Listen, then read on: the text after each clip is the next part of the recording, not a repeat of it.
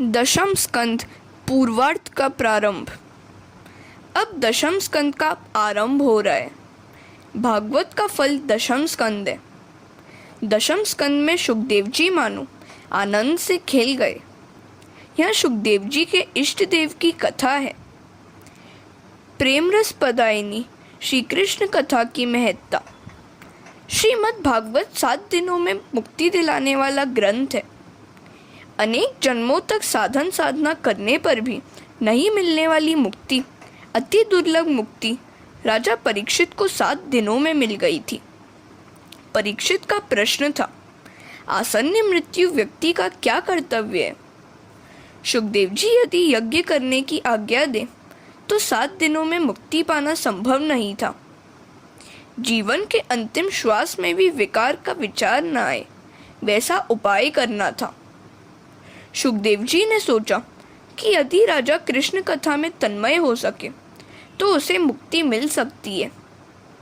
मुक्ति मन को मिलती है, आत्मा को नहीं। कुछ आचार्य मानते हैं कि आत्मा और परमात्मा एक है, तो कुछ आचार्य आत्मा और परमात्मा को भिन्न मानते हैं। वे मानते हैं कि आत्मा अंश है और परमात्मा अंशी। शंकर स्वामी का सिद्धांत इस प्रकार है, जीव और ईश्वर एक है। यहाँ जो भेद दिखाई देता है वहाँ अज्ञान के कारण दिखता है। भेद औपाधिक है। उपाधि के कारण भेद का भास होता है, किंतु तत्वतः भेद नहीं है। भेद के 2 प्रकार हैं, स्वतः सिद्ध भेद और औपाधिक भेद। घोड़ा और गाय का भेद स्वतः सिद्ध है। न तो घोड़ा गाय बन सकता है और न गाय घोड़ा बन सकती है। औपाधिक भेद इस प्रकार है, जल का वास्तविक स्वरूप शीतलता है। उष्ण जल की उष्णता का कारण उपाधि है। वास्तविकतया तत्वतः आत्मा और परमात्मा, जीव और ईश्वर एक ही है। जो भेद दिखता है वहाँ औपाधिक है। घटाकाश और व्यापक आकाश एक ही है, किंतु घट की उपाधि के कारण भेद का आभास होता है। घट के फूट जाने पर घटाकाश और महाकाश एक हो जाते हैं, किंतु मिलता क्या है? वे तो एक ही है। वास्तविक दृष्टि से वे तो मिले हुए ही हैं। व्यापक चैतन्य ही ईश्वर है। व्यापकाधिष्ट चैतन्य ही परमात्मा है। शरीराधिष्ट चैतन्य ही जीव है। अविद्या के आवरण से युक्त चैतन्य ही जीव है। अविद्या रूपी आवरण के दूर होने पर जीव और शिव एक बनते हैं। उपाधि के कारण ही शिव और जीव की भिन्नता भासमान होती है। यह वेदांत का सिद्धांत है। यह जीव अंश नहीं बन सकता। यदि अंशी में से अंश विभक्त हो जाए तो अंशी का स्वरूप खंडित होगा। पुष्प की एक पंखुड़ी अलग होने पर पुष्प का स्वरूप खंडित होता है। अंशी में से अंश अलग होने पर अंशी का अखंडित स्वरूप टूट जाएगा। अतः शंकराचार्य कहते हैं, जीव अंश जैसा है, पूर्ण अंश नहीं है। ईश्वर ऐसे नहीं है जिसका विभाजन किया जा सके। वे व्यापक चैतन्य है, सर्वव्यापी है। आकाश की भांति वे सर्वत्र हैं। हरे कृष्णा। वैष्णवाचार्य मानते हैं कि जीव और ईश्वर एक नहीं है। जीव ईश्वर का अंश है। अंशी से अंश के विभक्त होने पर भी अंशी का नाश नहीं हो पाता। समुद्र में से एकाध बूंद पानी लेने पर समुद्र का नाश नहीं होता है। इसी प्रकार अंश के विभक्त होने पर अंश का नाश नहीं हो पाता। उसके स्वरूप में भी परिवर्तन नहीं होता। हम सब मानो एक राजा की संतान है। माया एक दासी है जो हमारे लालन पालन के लिए, हमें सताने के लिए नहीं। यदि वह हमें सताएगी तो राजा मतलब प्रभु उससे छुट्टी दे देंगे। परमात्मा के साथ घनिष्ठता से प्रेम करेंगे तो माया का बंधन छूट जाएगा। गोकुल लीला का यही तो रहस्य है। अति सूक्ष्म बुद्धि वाला व्यक्ति वेदांत के विवर्तवाद को समझ सकता है। ऊर्मी प्रधान व्यक्ति को वैष्णवाचार्यों का सिद्धांत पसंद आएगा। ये दोनों सिद्धांत दिव्य हैं। सुखदेव जी सावधान करते हैं, चाहे जो भी समझा या माना जाए, किंतु मुक्ति मन को मिलती है, आत्मा को नहीं। आत्मा तो नित्य मुक्त है। जीव को ईश्वर रूप मानो या अंश, किंतु वह आत्मा से भिन्न है। सुख और दुख का अनुभव मन को होता है, आत्मा को नहीं। फिर भी आत्मा पर उसका आरोप किया जाता है। परीक्षित को मात्र 7 ही दिनों में मुक्ति प्राप्त करानी है। यदि उसका मन कृष्ण के सिवाय अन्य किसी भी वस्तु से न लगे तो उसे मुक्ति मिलने की संभावना है। मुक्ति उसे मिलती है जिसका मन मरता है। पूर्व जन्म का शरीर चाहे मर गया हो, किंतु पूर्व जन्म का मन लेकर जीवात्मा इस जन्म में आई है। मन को किसी भी प्रकार मारना ही है। थोड़े से पानी में मछली न तो बराबर जी सकती है और न ही मर सकती है। मन यदि सांसारिक विषयों का चिंतन छोड़ दे तो वह ईश्वर में लीन हो सकता है। कृष्ण कथा का आकर्षण मन को ईश्वर में लीन कर सकता है। मन को संसार के विषयों की ओर से हटाकर कृष्ण लीला में लगा दो। कृष्ण की बाल लीला, गोपालन लीला आदि को याद करो। मन को प्रतिकूल बातों में से हटाकर अनुकूल विषयों से जोड़ दो। इस कथा का हेतु भी तो यही है। इस कथा से ज्ञान और वैराग्य बढ़ते हैं। इस कथा के श्रवण से मनुष्य को प्रवृत्ति से छुटकारा पाने का मन हो जाता है। भागवत की कथा ज्ञान, वैराग्य और कृष्ण प्रेम बढ़ाने वाली है। भागवत की कथा श्रोता को कृष्ण प्रेम में पागल बना देती है। परीक्षित राजा का संसार मोह नष्ट हो सके और मन कृष्ण लीला में तन्मय हो जाए, तभी उसके मन का निरोध हो सकता है। श्री कृष्ण लीला निरोध लीला है। मन का निरोध करना है। जगत का विस्मरण और भगवत आसक्ति ही निरोध है। सांसारिक विषयों का विस्मरण होने पर ही सच्चा आनंद प्रकट होता है।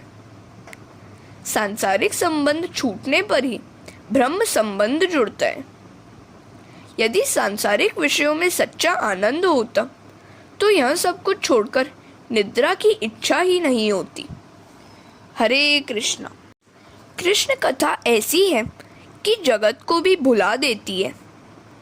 जगत में रहना भी है और उसे भुलाना भी है। संसार को छोड़कर कहाँ जाओगे? जहाँ भी जाओगे संसार साथ साथ आएगा। संसार को छोड़ना तो नहीं है, किंतु उसे मन से बाहर करना है। संसार में रहते हुए ही उससे अलग रहना है। भागवत की कथा भूख, प्यास और सांसारिक झंझटों को बुला देती है। दशम स्कंद के आरंभ में सुखदेव जी ने राजा की परीक्षा ली। 5 दिनों से एक आसन में बैठे हो। यदि कुछ जलपान करना हो, खाना पीना हो तो कर सकते हो।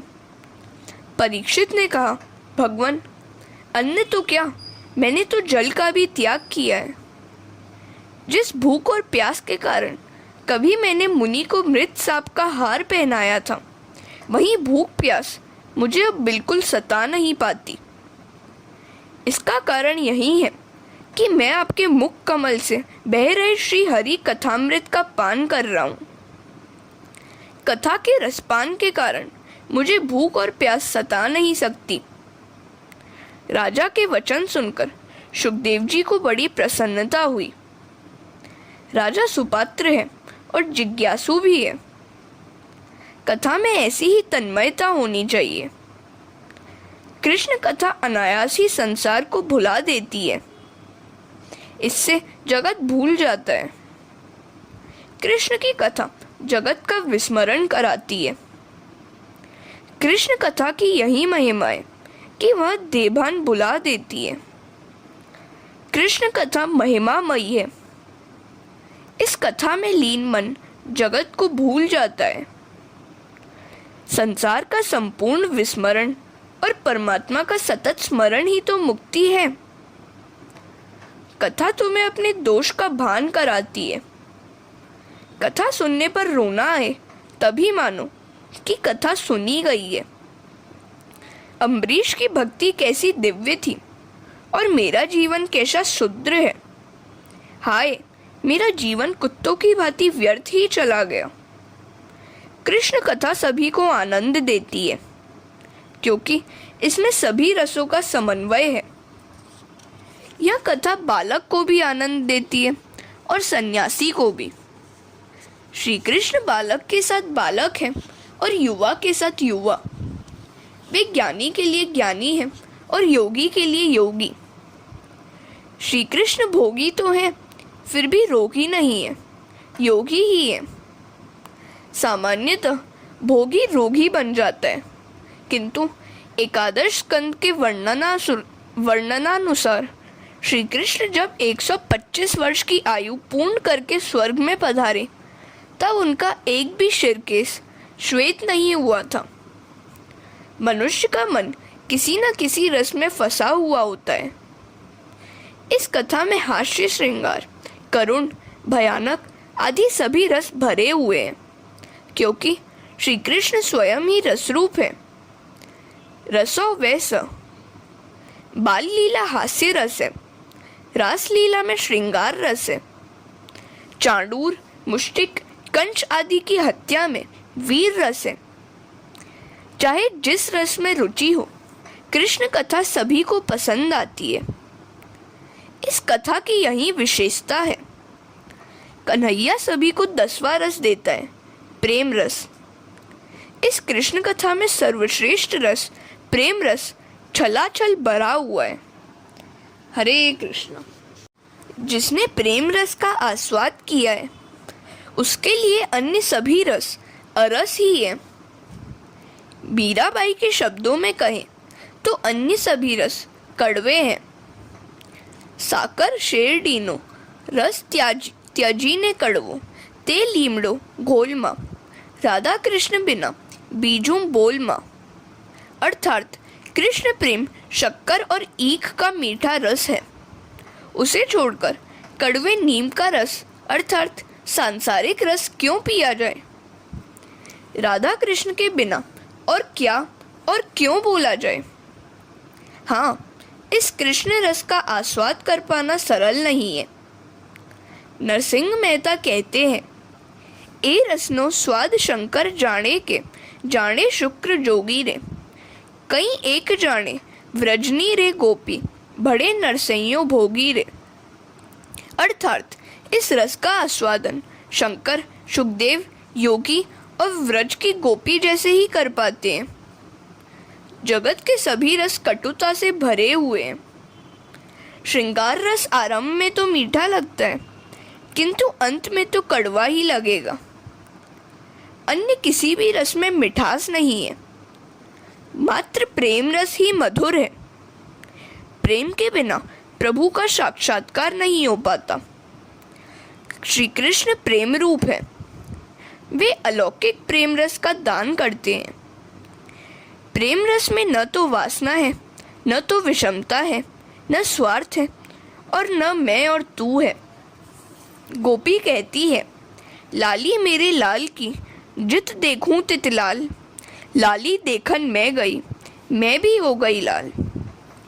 गोपी कृष्ण को ढूंढने गई तो उसका अपना आपा नहीं रहा, वह कृष्ण से एक रूप हो गई।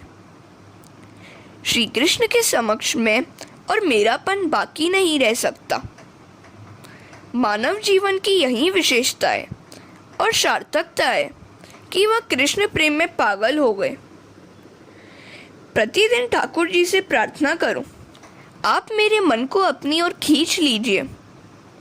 मुझ में ऐसी शक्ति नहीं है कि मैं आपको खींच सकूं, अतः आप ही मुझे खींच लीजिए।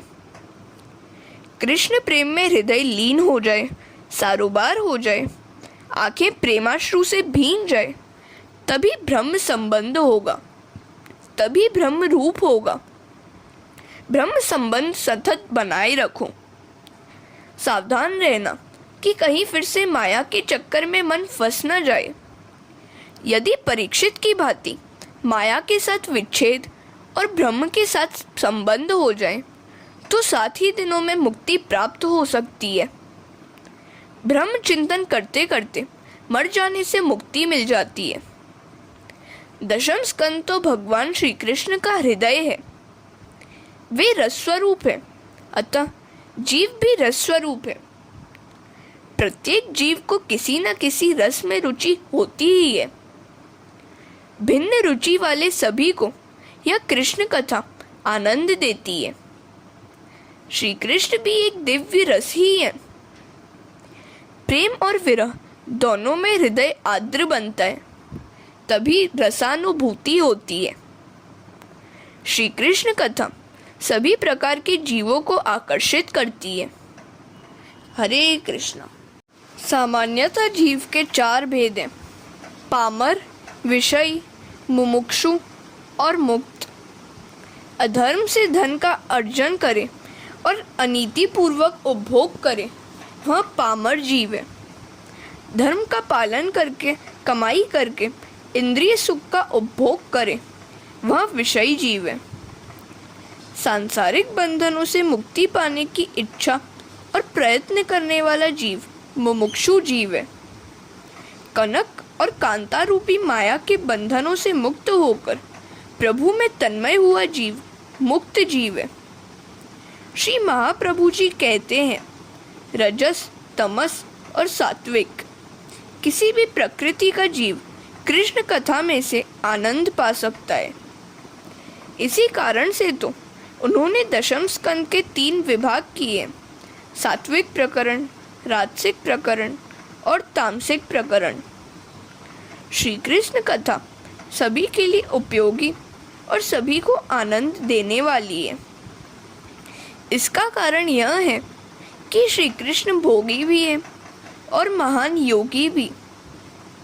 इसीलिए तो सुखदेव जी जैसे योगी को भी इस कथा से आनंद लाभ होता है। भगवान श्री कृष्ण ने गृहस्थाश्रम और संन्यासाश्रम दोनों का समन्वय जगत के समक्ष रखा है। 16,000 रानियों के स्वामी श्री कृष्ण सन्यासियों के व्यास पूजा में अग्रस्थान पाते हैं। श्री कृष्ण की दिव्यता तो देखो कि 16,000 रानियों के बीच रहकर उन सभी के साथ प्रेम करते हुए भी वे अनासक्त हैं।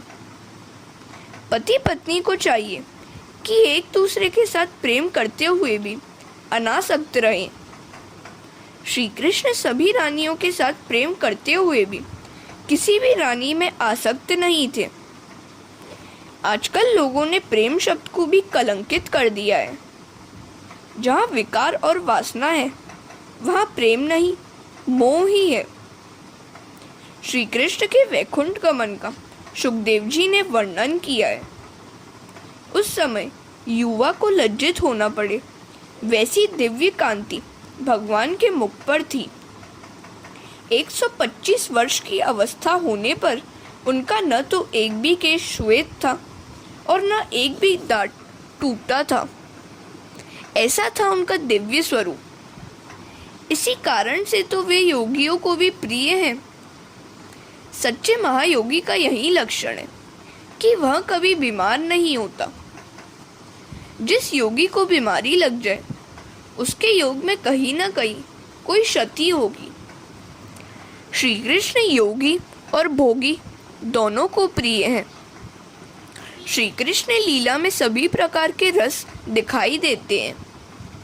साधारणतः साहित्य में नवरस होते हैं: हास्य, वीर, करुण, श्रृंगार, भीभत्स आदि।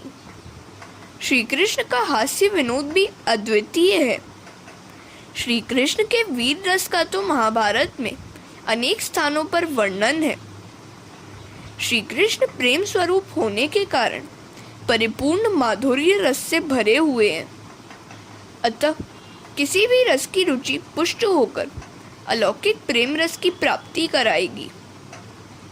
लौकिक आसक्ति धीरे धीरे विनष्ट होगी और अलौकिक श्री कृष्ण की आसक्ति रूप भक्ति प्राप्त होगी और जीवन सफल होगा। महापुरुष श्री कृष्ण लीला को निरोध लीला कहते हैं। मन का निरोध होने पर मुक्ति सुलभ है।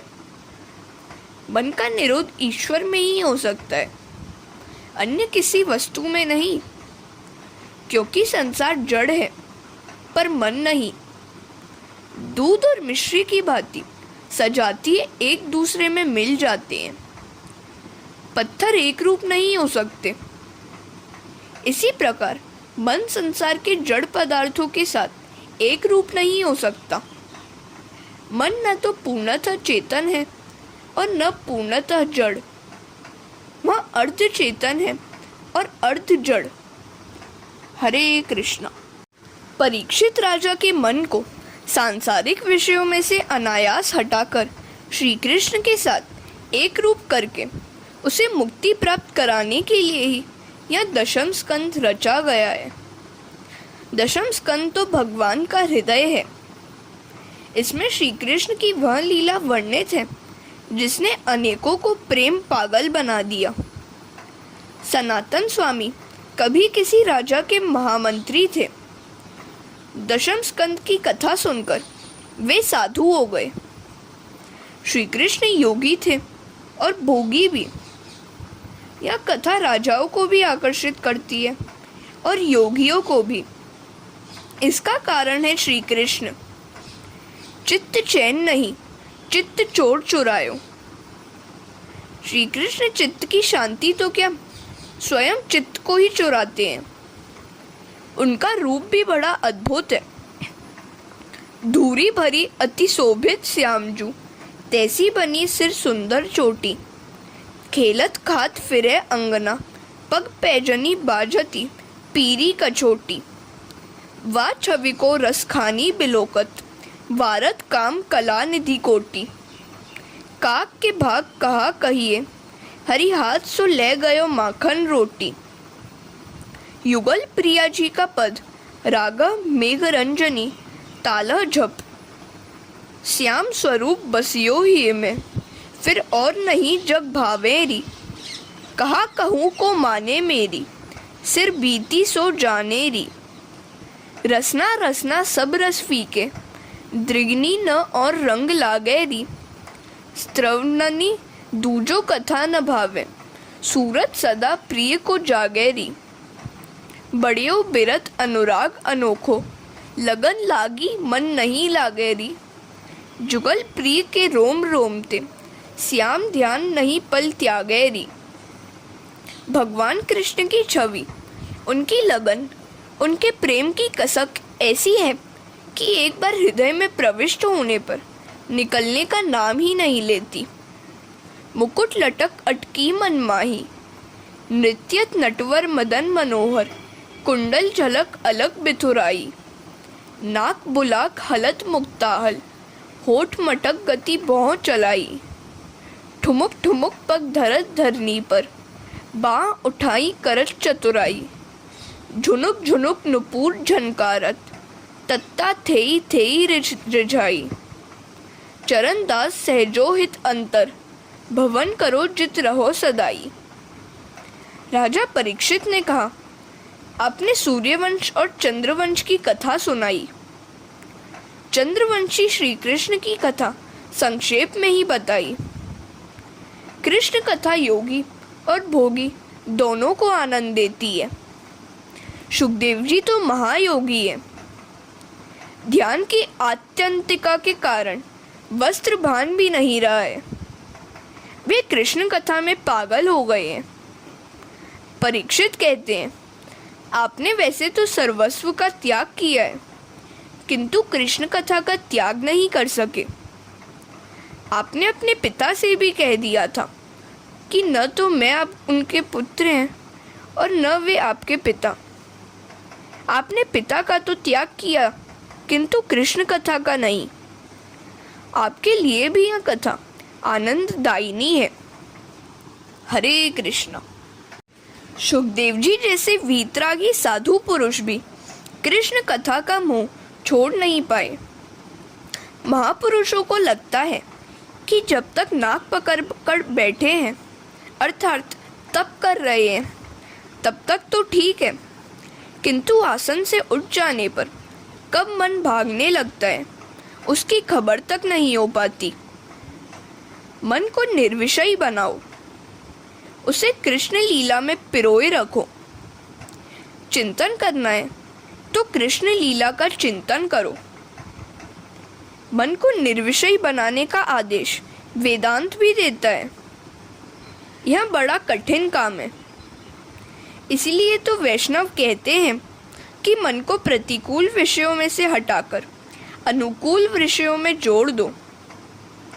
वेदांती कहते हैं कि जब आत्मा को बंधन ही नहीं है तो फिर मुक्ति का प्रश्न ही कैसे उपस्थित हो सकता है। वैष्णवों को भगवान की सेवा में ऐसा आनंद मिलता है कि मुक्ति की वे इच्छा ही नहीं करते हैं। योगी जब तक आंखें मूंदकर समाधि में बैठे हैं तब तक उनका मन स्थिर रहता है, किंतु योगावस्था में जागृत होने पर आंखें खुलते ही उनका मन चंचल होकर सांसारिक विषयों में खो जाता है।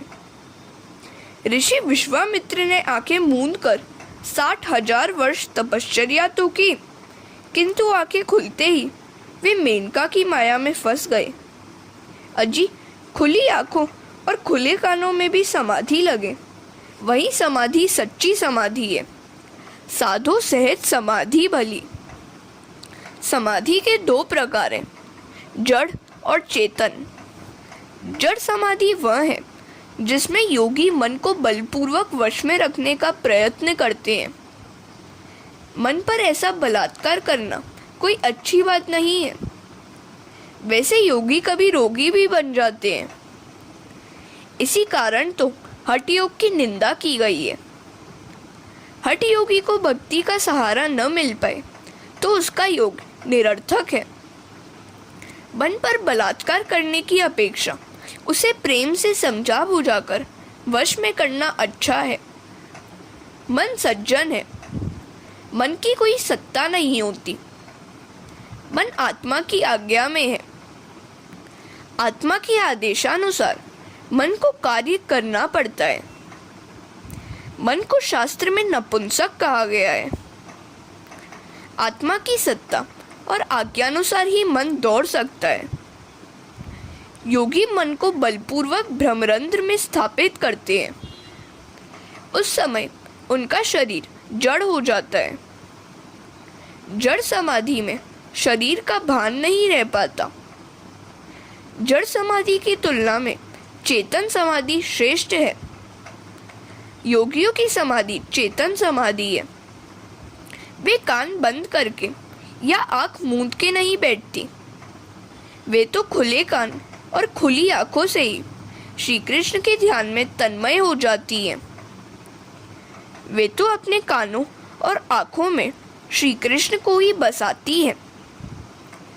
इन्हें देखकर तो उद्भव उल्टा सीधो सरल बन गए थे। ये गोपियां खुली आंखों से भी समाधि लगा सकती हैं। जहाँ जहाँ उनकी दृष्टि जाती है वहाँ वहाँ उन्हें कृष्ण के ही दर्शन होते हैं।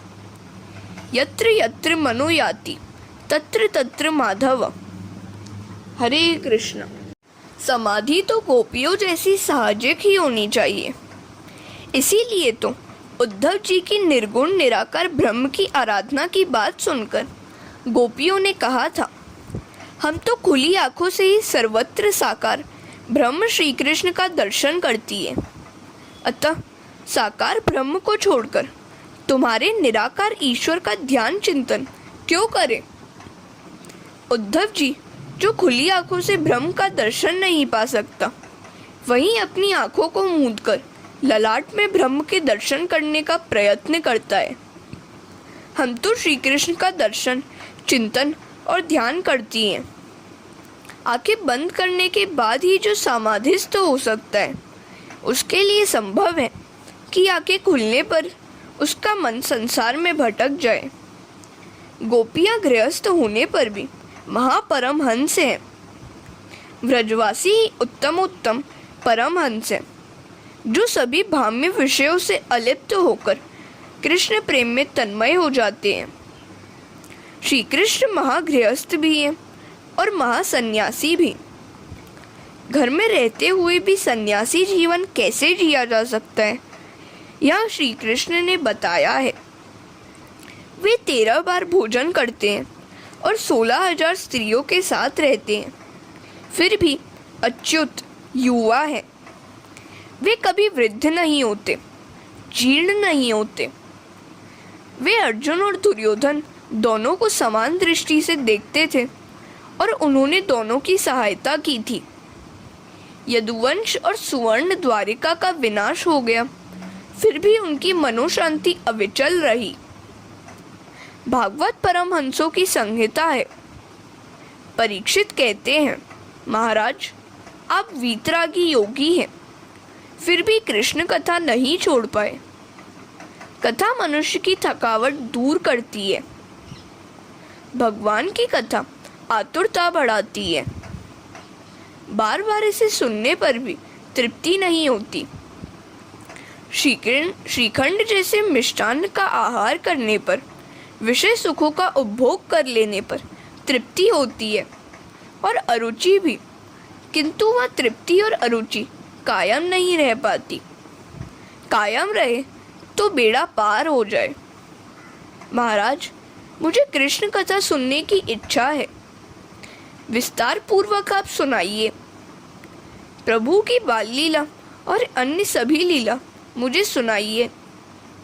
आपके चरणों में बार बार प्रणाम करके मैं प्रार्थना करता हूँ।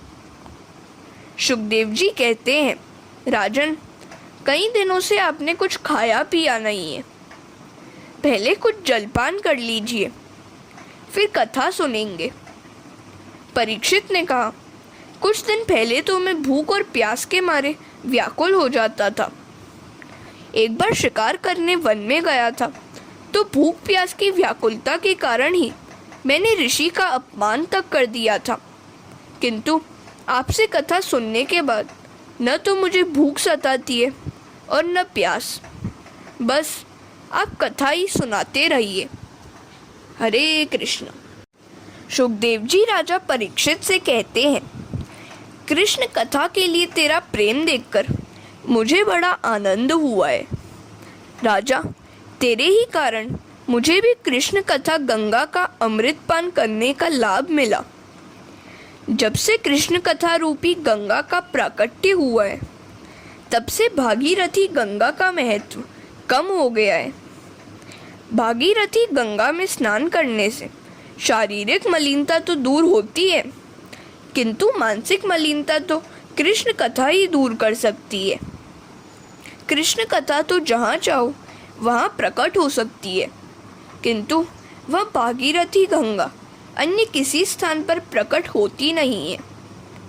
सुखदेव जी राजा का आभार मानते हैं कि उनके कारण कृष्ण स्मरण और दर्शन का लाभ मिला।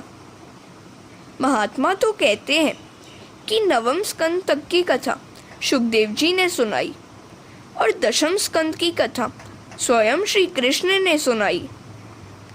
वैयासकी स भगवान भगवता सह। सुखदेव जी ने राधा कृष्ण से प्रार्थना की कि हृदय में विराजमान होकर वे ही कथा करें। ज्ञानी पुरुष मृत्यु को टालने का नहीं, सुधारने का प्रयत्न करते हैं। मृत्यु को सुधारते हैं कृष्ण कथा, कृष्ण नाम और कृष्ण भक्ति। जिसकी मृत्यु सुधरती है, उसे दोबारा जन्म नहीं लेना पड़ता। वैर और वासना जीवन को बिगाड़ते हैं। उनके दूर होने पर ही जीवन और मृत्यु उजागर होते हैं। वैर और वासना को मृत्यु के पहले ही हटा दो, अन्यथा मृत्यु बिगड़ जाएगी। तुम वैरी को वंदन करो, फिर भी वह वैर बनाए रहे तो उसके पाप का साझेदार तुम्हें बनना नहीं पड़ेगा। 10वें स्कंद में निरोध लीला है। ईश्वर में मन को लय करना ही निरोध है। श्री कृष्ण को अपने हृदय में रखोगे या श्री कृष्ण के हृदय में बसोगे तो मन का निरोध होगा। मन का निरोध ही मुक्ति है। धरती पर दैत्यों का उपद्रव बढ़ गया, लोग दुखी हो गए, पाप बढ़ गया। धरती से यह सब सहा न गया तो उसने ब्रह्मा जी की शरण ली। ब्रह्मादि देव ब्रह्मलोक में नारायण के पास आए और पुरुष सूक्त से प्रार्थना करने लगे, नाथ अब तो कृपा कीजिए, आप अवतार लीजिए। भगवान ने ब्रह्मा जी से कहा, कुछ ही समय में मैं वासुदेव देवकी के घर प्रकट होऊंगा। मेरी सेवा के लिए तुम सब देव भी अवतार लेना। ब्रह्मा ने आकाशवाणी सुनी और सभी देवों को आश्वस्त किया। हरे कृष्ण।